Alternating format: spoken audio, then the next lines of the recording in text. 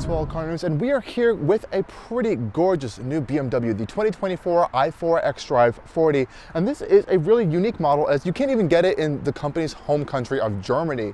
It is a fantastic blend of performance, great range, all-weather capability, and fantastic looks as well, with this BMW individual paint, an off-white interior, and I'll be honest, I've been having a great time with this car over the past week. It's incredibly efficient while also being able to have a fun at the same time. And honestly, I think you're really getting a lot for your money. And yes, you can do without a lot of the crazy goodies such as this extra paint color, some additional options, and it'll get you around to the starting price point of around that $60,000 to $70,000 range. This one at over $70,000 is getting a little bit up there, I will be honest. But I'm gonna just take you guys on a full tour of this 2024 i4 xDrive 40, and maybe we might see why you might wanna choose this over the full-on M50 model and over the eDrive 40 model, which is rear-wheel drive only. Let's go dive in. We have going on with the BMW i4 xDrive 40. Well, obviously there's no engine, and under the hood here, we don't have a frunk, but we are able to open it, and we can kind of see this nice gigantic BMW i cover kind of covering up the powertrain. There seem to be some opening flaps here for some servicing on some different fluids and stuff, but other than that, there's really nothing underneath here for you guys to see. So let's talk about the importance of the BMW i4 xDrive 40. So we have two electric motors, obviously giving you that xDrive all-wheel drive traction. Out back is around a 308 horsepower motor, and up front is around a 288 to 88 horsepower motor. That more powerful rear motor is definitely going to give you a more enjoyable driving experience in this i4. Now, this is all powered by around an 84.3 kilowatt hour battery pack, of which almost around 90% is usable, which is pretty impressive. So you can really get the full usage of that battery pack. Very small buffer that BMW is giving on this battery pack. That's pretty interesting to note on this i4. Now, also important to talk about is the range on this i4. If you get the i4 xDrive 40 with the 18-inch wheels, you can see over 300 miles of range as quoted by the EPA.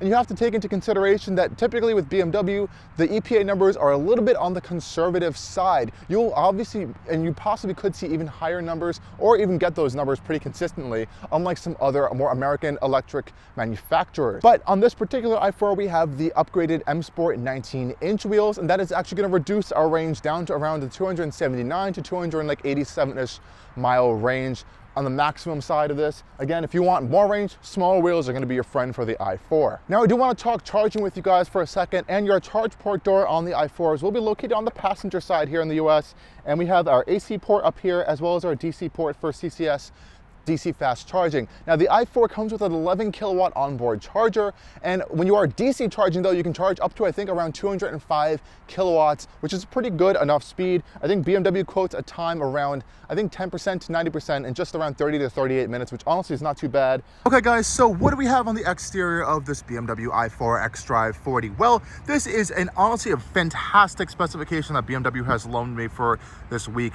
We have an BMW Individual Mora Metallic paint out here, which is a gorgeous purple violet shade. We also have a few other goodies on the exterior of this i4, as this does have the M Sport package and as well as an extended shadow line package, which is going to black out all of our trim. We also, as you can see up front here, we have the upgraded BMW laser lights, which is a $1,000 upgrade package as well. So up front here, if we take a little bit of a closer look at these headlights, we can see we do have the BMW laser lights, as it says BMW laser right up here. Another good way to note this is the blue accents in the laser light area. We also have a little bit of a warning sticker for those laser projector beams, and we get the larger BMW signature daytime running lights right now. Otherwise, you get this piece kind of cut off, and it's this tiny little like U shape underneath there, which you'll see if you don't get the laser lights. Now, since we do have the M Sport package on the i4, we are getting the M Sport fascia up front here, which is going to give us this black trim going around here. And with the extended shadow line package, we're going to have just a little bit more additional blacked out stuff, from the blacked out headlights to the additional blacked out grille area. And all the i4s do get a unique grille versus the regular 4 Series Grand Coupe. And as you can see up front here, we have this whole top piece is completely covered, though it does have that pattern in here that kind of mimics the lower open portion of the grille. This is all to help with aerodynamics and to reduce the drag coefficient of the i4 Grand Coupe. And we can also see we have these active shutters down here, which will open and close to allow some cooling in for the battery pack, as well as the motors and the air conditioning system when you do need that. Now, on the side here, like I mentioned earlier, we do have these 19-inch M Sport wheels here. This may reduce range, but oh wow, do they look incredible. And with this additional M Sport packages, we are getting upgraded brakes and calipers. BMW also fitted this particular tester with Hankook Summer rubber on here. It is technically still winter, but it's pretty much nice and hot out in New York. It's 77 degrees today, so I'm not going to really complain too much. And it really does make this i4 handle incredibly. And obviously you can put winter and all season tires if you do need them. And typically BMW runs run flat tires on their vehicles, and I believe this one's no exception as well. Really nice tire, really nice wheels options on this one as well. I do like the little blue accented BMW logo in the center to kind of continue on that theme, as well as the little M logo kind of built into the machined wheel there, which is a really nice touch. Now coming on to the side over here, we also have blacked out side mirrors as well. You can see our cameras integrated there as part of our parking assistance package. Really nice and tasteful rear end. We have those really aggressive LED taillights back there. They look really nice when they're on as well. Back here we have this kind of dark gray finish for the lower diffuser area. Obviously we have no exhaust on the i4 as it is fully electric, but I think this is a nice tasteful rear end for the i4. It's really nice and well sculpted. I don't like how the bumper, the gray part kind of extends so high up in the bumper. That's not my particular favorite look. Okay guys, let's open up the rear end of the i4. You can actually just swipe your foot under there, but I'm gonna press it from the key fob to open the hatchback. Get you a nice look. Of course it is a power hatchback, which is a nice touch. And honestly, you have so much space in this i4. Really impressive amounts of cargo room in here. It's definitely bigger than something you would get in like a 3 Series sedan, and it's a really usable amount of storage back here, especially that you have that height with this hatchback style design over here. Really cool stuff here. Now, one thing underneath the i4 is that you don't really have any underfloor cargo space, especially with this optional Harman Kardon audio system. That kind of eats into a lot of the space you have in the back of the i4, but I think it's worth it because it is a fantastic system. We have some stuff for like a fix-a-flat kit over here. So obviously no spare tire, especially with the battery pack. BMW did provide us with some charging cables in this nice bag over here, which has a nice grip on it so it doesn't slide around. It also has some mounting points so it doesn't slide around as well. We also have an additional charging cable for a kind of household dryer outlet there. We have a little bit of a storage cubby down here with, I think it's an owner's manual as well. And the carpet is pretty nice back here. We have some tie down points. We can see we have this cover tray, which I believe can be removed. And I know you can fold down these rear seats for an even more additional space back here. And we can also remove this top cargo cover if you do want to have that open. But honestly, I think it's pretty nice to have your stuff covered. And of course it is power like we saw before. And it's a pretty quick actuator as well. It's getting into the rear seats of the i4. You really just have to walk up to it if you have the key. It will unlock for you and just open up the rear door handle. Really nice treatment on this interior. I love BMW's interiors. Really incredible, good build quality. And this one's super nice with this upgraded full leather interior. We have this nice contrasted, the gray stitching on here. Really like the incredible amount of speaker grills here you get with this Harman Kardon audio system. You have a little bit of storage down here for some cups, some more speakers up here, and a nice metal door pull. And again, really solid premium materials. You can also see our frameless door windows here, which is a nice touch as we have the Grand Coupe model. Now getting inside, oh boy, this is one area where you're gonna find a little bit tight back here because at the end of the day, it's still a 4 Series Grand Coupe. It's not a full-on 3 Series, so rear seat space is a little bit on the tighter end. I'm not going to be lying here. I am sitting a little bit further back than I guess I should, though I can still sit behind myself, which honestly I think is pretty impressive. It is tight, but you can move the seat a little bit further forward. I'm just being a little bit obnoxious because no one's obviously going to be sitting back here 99% of the time when I'm driving. Foot space is okay. Like I said, the seat can be moved a little bit further forward. We do have a little cargo net back here as well as on the passenger side. 2 air vents back here as well as passenger's own climate control back here with two USB-C ports. We do have an incredibly large hump back here, which is a little bit unusual for an EV, but you have to remember that this platform is the BMW Car platform, which is the same platform that the regular gas 4 Series Grand Coupe can be had on. So it's a pretty cool blend that they're able to do both EV and gas while getting incredible EV efficiency, but some things are still a little bit of an inconvenience like that hump. I'm going to move over to the passenger side where the seat's a little bit further forward. And I still have some decent amount of space. The seating surfaces back here are absolutely incredible. You honestly have a really big amount of headroom. They kind of carved out all of the space for headspace back here. The seats themselves are super comfortable with this leather back here. We have ISOFIX anchor points back here, and we can pull down this center console here with some storage for some cups back here, which is a nice touch. Of course, these seats can fold down to put some more cargo stuff in your trunk area. So how am I doing on headspace back here? Well, for someone who is 6 feet tall, honestly, I'm pretty fine. I've been in way worse situations in SUVs, actually. So I can pretty much sit back. If I put my head back, I am hitting the rear roof there. It's a little bit hard if I go to the side, but honestly, it's really not too bad. Like I said, I've been in some new smaller SUVs that I actually cannot even sit straight up in. This is pretty comfortable, given that it is a 4-door Grand Coupe. Okay guys, let's go hop up front now, take a tour of our driver's space of the i4. Hop right up to the doors, they unlock for you. Again, we see all those same nice treatments on the interior of the i4. Really nice materials across the door panels, that leather, nice stitching for our Harman Kardon speakers up here, and a lot of nice real metal accents. We can see our ambient light strip going along the length of the door, and we can see a lot more M goodies up here. We have this M side sill plate here. We have some M aluminum sport pedals as well, which are really nice, as well as our lengthy amount of adjustments for our seats over here that are also wrapped in that nice same leather we saw in the rear. It feels really awesome to the touch. It smells very BMW leather-like, which I also like, and very supportive. We can also have adjustable side bolsters as well, which is a nice touch. But let's hop inside. Getting in, closing up the door. We heard the i4 come to life when we kind of opened the door right there. Had the nice little sound experience, really nice touch there. And here we are in the inside of the i4. If you're familiar with pretty much all the new BMWs here, there's nothing really too new or crazy in here other than our iDrive 8.5 infotainment system. And that's about it. So let's start this thing up. We have a blue start-stop button over here. Comes to life. Signature BMW sounds going on around us. Nothing too crazy. And I do really love this interior. One thing I will note though is with the i4, I do feel like I'm sitting a little bit higher up than I can get in like a 4 Series coupe. I think that actually has to do with the battery pack. I'm honestly not too sure if that's anything really different than a regular 4 Series that's not EV, but I'm just noticing that just a little bit. I cannot move the seat any further down than it already is right now. So we have our M Sport steering wheel here. You can see we have our BMW logo wrapped around with this little blue accent here, obviously because it is the i4. And we also have that driver assistance professional package, so we get little light markers on the steering wheel here, as well as these additional buttons on our left-hand side of the steering wheel to control all of those driver assistance systems.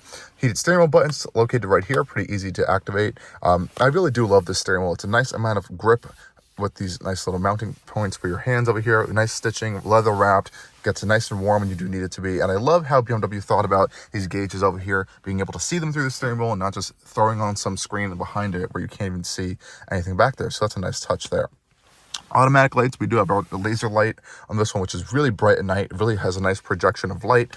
We can also see we have our infrared cameras here for our advanced driver assistance systems and a whole bunch of configurable stuff going on with these displays in the new iDrive screens up here. We also have an absolutely huge heads-up display here. It's hard to kind of come across on camera. Very customizable. And I also love how big the mapping system can get up there when you're using BMW navigation.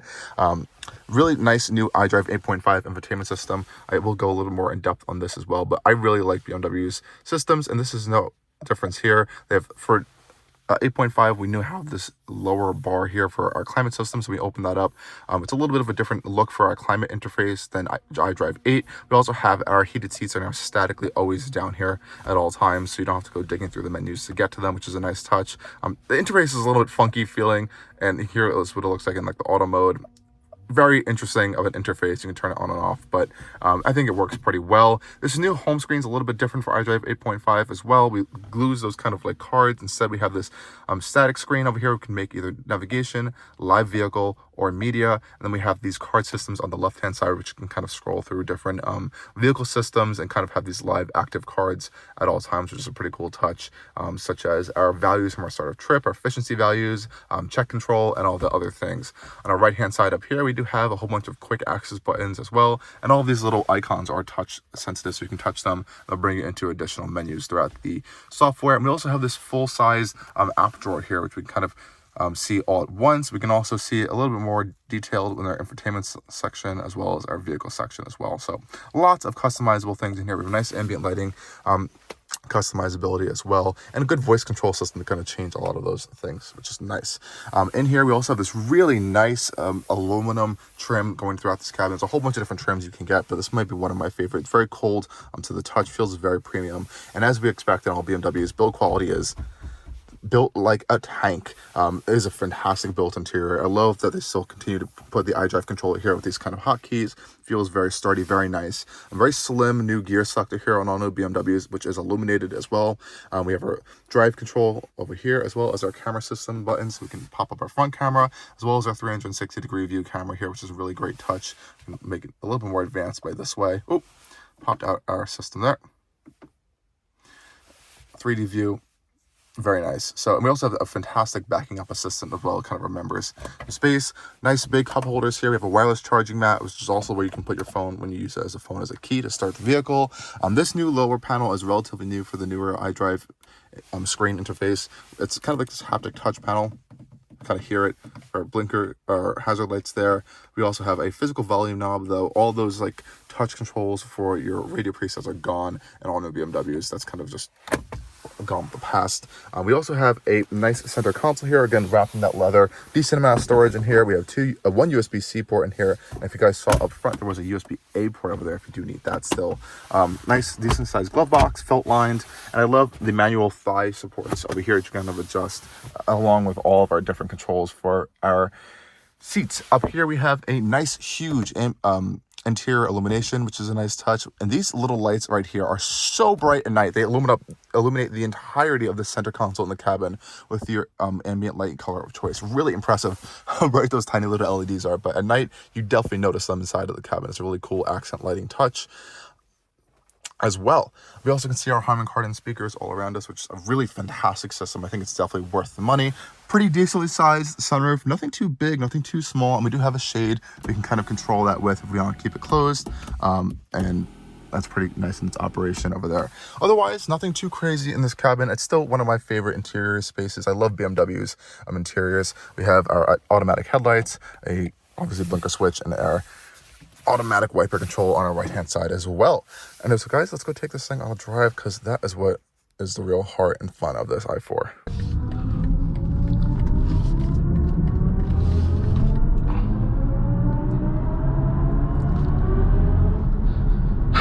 Here you guys can hear that Hans Zimmer sound there, and it's definitely a unique sounding experience, to say the least. I had heard it over in the i4. Those have a lot more sound experiences on the i7 than the i4, but I think it helps in sport mode. Some people don't like it, and again, you can turn it off.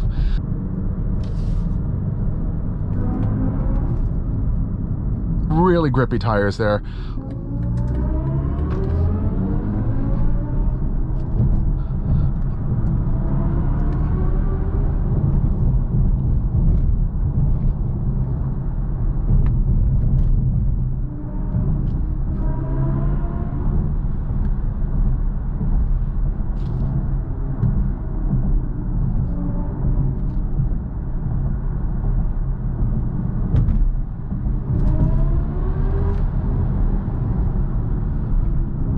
And definitely when you start driving it a little bit on the harder end, you're going to see the range numbers actually reduce for real because you're going to be using all of that battery pack. Oh, God. And it definitely pulls off the line. Now, you have to remember, there is the M50 i4 as well, and that one's really going to be the crazy high power one. Even with this around almost 400 horsepower, it's still slower than something like an M440 Grand Coupe, as well as the just the M440 Coupe as well. Those things are still a little bit faster, just I think because of the less weight. This thing weighs around ish or over 5,000 pounds with the battery pack, but you really don't feel it, honestly. Going around these corners here, it is so, since the battery pack is low to the ground, it's mounted on the floor, and BMW has done a really fantastic job at masking the weight. This is a really fantastic i4 because you also have that xDrive all-wheel drive system constantly monitoring it for you, keeping all that traction and power to the ground at all times. That's not something you're going to get in the eDrive 40 or the eDrive 35. And it's a nice in-betweener model between this and the full-on M50, which really dramatically drops range. This thing has a good blend of balance of good range and decent amount of performance for you, which is really impressive. And I really like the steering on this i4. It's really, really direct, but also very light. It's one of my more favorite BMW steerings I've felt in their modern vehicles these days. Some of their steerings just feel a little bit vague. Honestly, pretty good communication and feedback going on this vehicle. And I have to say, And of course you're getting the whole BMW experience. Like, you can be going 80 miles an hour, 90 miles an hour on those things. Don't say you're not supposed to do that, obviously, for legal reasons, but let's say if you are doing that, it will feel like you're going 40 to 30 miles. Like, it's incredible. You can still have a little bit of fun in the xDrive 40 model with the more powerful rear motor, though again, at the end of the day, the eDrive 40 models might actually be a little bit more fun if you kind of prefer that kind of experience, just because it's rear-wheel drive. And obviously the M50 is going to be the one that's going to really give you a lot of joy in driving engagement, because that one's just insane. It's just pure insanity. It doesn't have launch control, but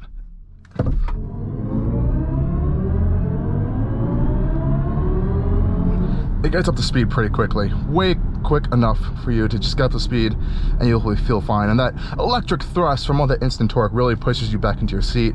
And I think this drive experience sound, it may be a little cheesy, but I kind of like it as well.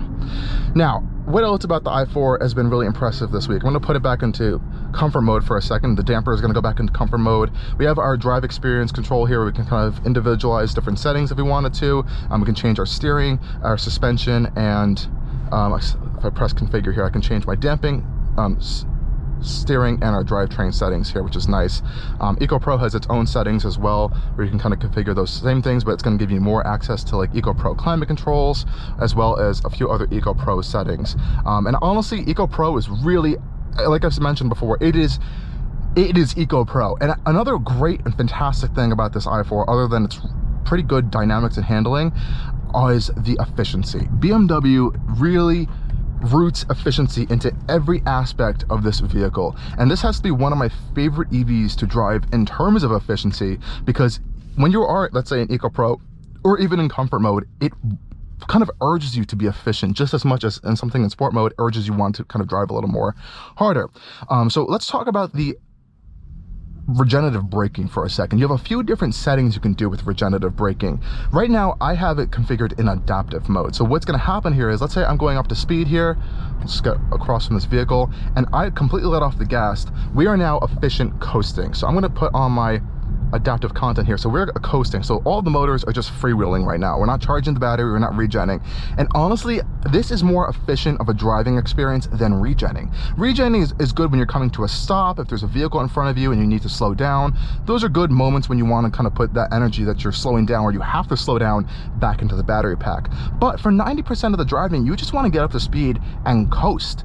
It's going to not be using any range or anything, but it's going to just let you coast and move along. And this thing coasts so well, like incredibly well. Like, as you can see right now, we're keeping it at 50 miles an hour. It's a little bit of a decline, and I'm going a little fast, but if I wasn't going so fast, it will see this car in front of me and start regenning in adaptive mode. So it knows there's a vehicle in front of you, for example, and it will start doing that regenerative braking action when it recognizes the vehicle in front of you, which I think is a really fantastic and smart feature of the i4. Now, you can also put it into B mode here, so that's blended braking mode. So that's really kind of be like full regen all the time, I like to call it. So I'm driving right now, I let off the throttle, and it's just fully aggressively. This is kind of what your one pedal drive, I like to think of, in the blended braking mode. It's really aggressive. Personally, not the biggest fan of it. I like this adaptive mode a lot better.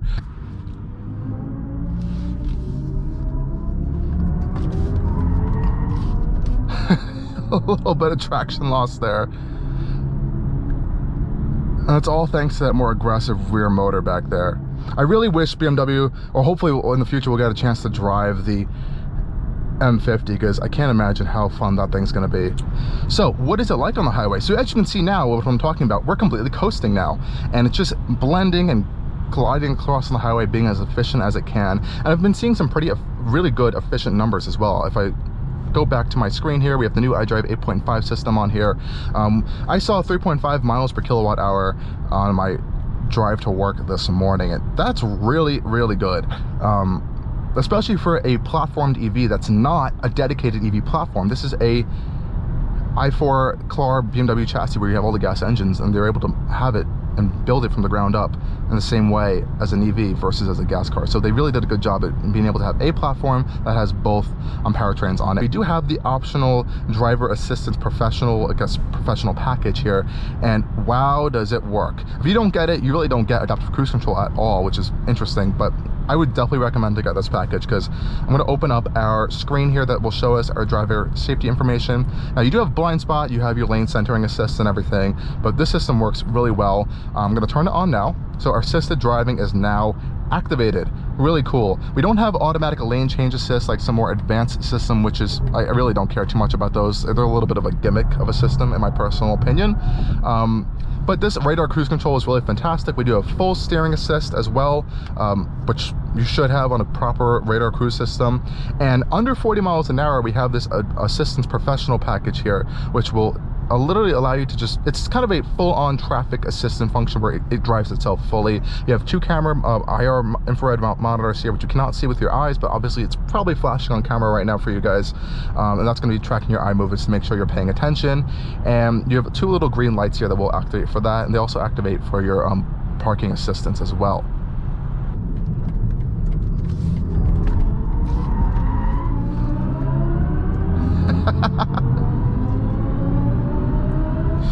Oh, this thing is fun. I also want to test for you guys this Harman Kardon audio system, because I have to say, BMW's Harman Kardon audio system may be one of my favorite audio systems on the market right now for something that's not super expensive of an option. It's like an $800 option. It's personally blows some other systems out of the water, like the Meridian audio system and some other Bose systems I've heard in some vehicles. Some vehicles have good Bose systems, but generally I don't think they're super impressive. I also personally think it's better than the base Bowers and Wilkins system, or I'm sorry, Bang & Olufsen system in the Mercedes products as well. It's just a really, really good speaker system. BMW puts, and Harman Kardon puts speakers everywhere in this vehicle. They're on the doors, there's some speakers up here, a huge subwoofer at back. They really think about the sound experience in here, and I do want to demonstrate for that for you guys.